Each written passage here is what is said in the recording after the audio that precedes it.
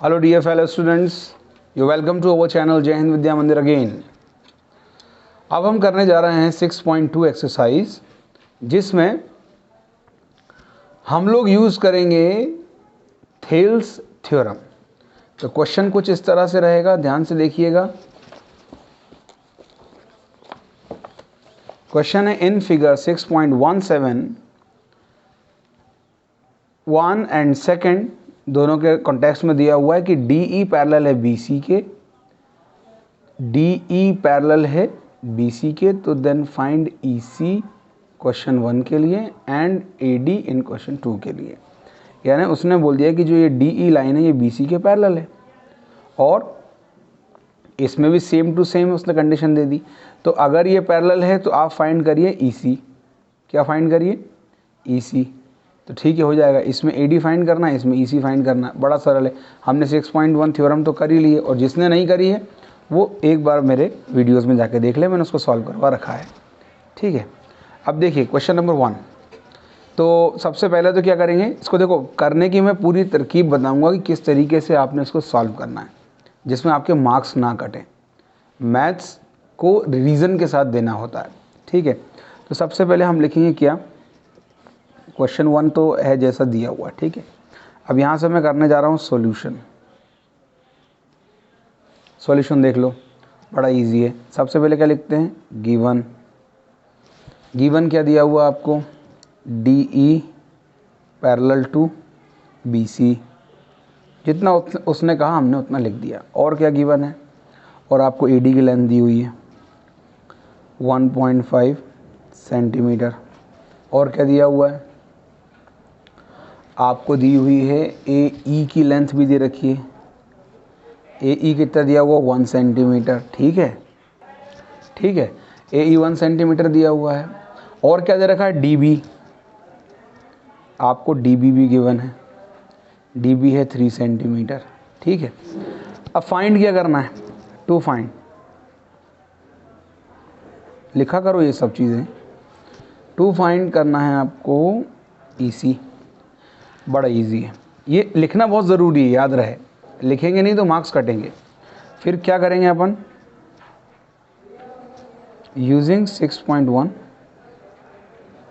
Theorem. आप 6.1 theorem भी लिख सकते हैं, डायरेक्ट लिख सकते हैं यूजिंग थेल्स थ्योरम, या लिख सकते हैं बेसिक प्रोपोर्शनल थ्योरम। तीनों में से कुछ भी लिख सकते हैं। ठीक है, तो अगर हम यूजिंग 6.1 थ्योरम को यूज़ कर रहे हैं तो इसका मतलब क्या है, DE पैरेलल टू BC।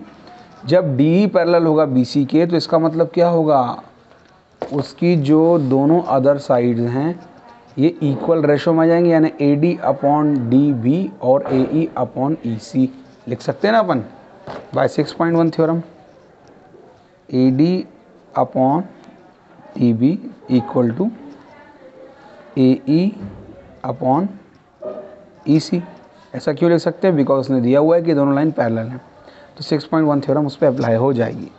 तो ठीक है, अब हम देखेंगे AD की वैल्यू कितनी दी हुई है, 1.5 दिया हुआ है। DB की वैल्यू दी हुई है क्या, हाँ दी हुई है 3। AE की वैल्यू दी हुई है, हाँ दी हुई है 1।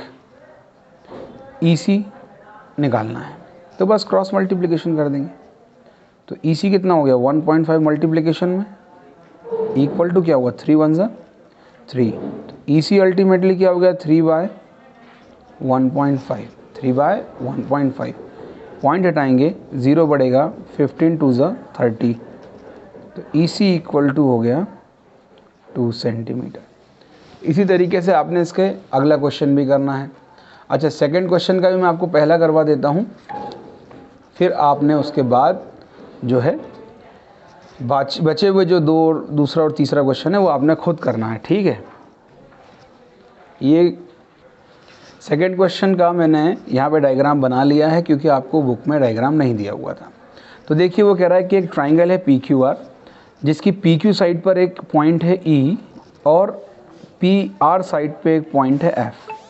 अब वो ये आपसे कह रहा है कि उसने आपको नीचे डेटा दे दिया है पूरा कंप्लीट, यानी A साइड्स की मेजरमेंट्स दे दिए हैं, यानी PE, EQ, PF और FR। अब आपको ये देखना है कि अगर ये प्रोपोर्शनली इक्वल हैं, तो आपको ये देखना है कि क्या EF पैरेलल है QR के। चेक करना है ना, इसको सॉल्यूशन को सॉल्व इसको करके फिर चेक करेंगे आप।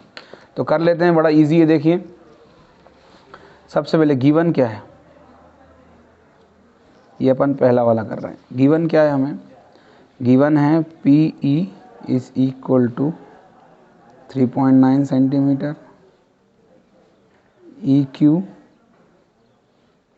Is equal to 3 centimetre, PF is equal to 3.6 centimetre और FR 2.4।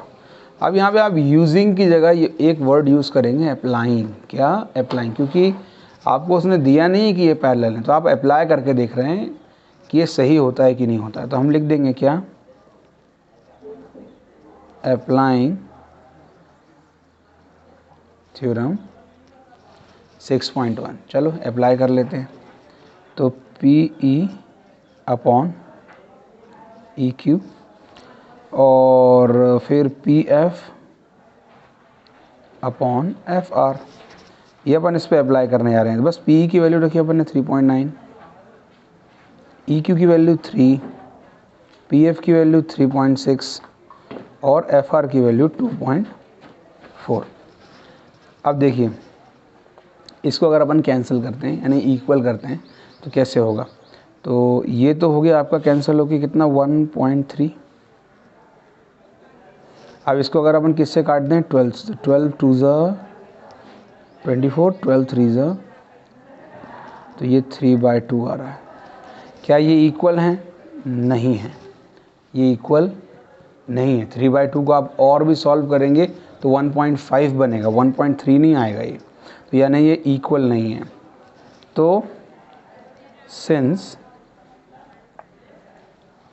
PE upon EQ is not equal to PF upon FR, so EF and Q are not parallels। वैसे आप पैरेलल लाइन का symbol ही बना सकते हैं, direct parallel लिख भी सकते हैं, बड़ा इजी है। यानी मैथमेटिक्स में आप किसी चीज़ को सिंबली भी दिखा सकते हैं, ठीक है। ज़रूरी नहीं होता है कि उसको आपको लिखना ही है। बहरहाल मैंने लिख दिया है तो मैं लिख देता हूँ पैरेलल। यहाँ पर हमारा क्वेश्चन सॉल्व हो गया।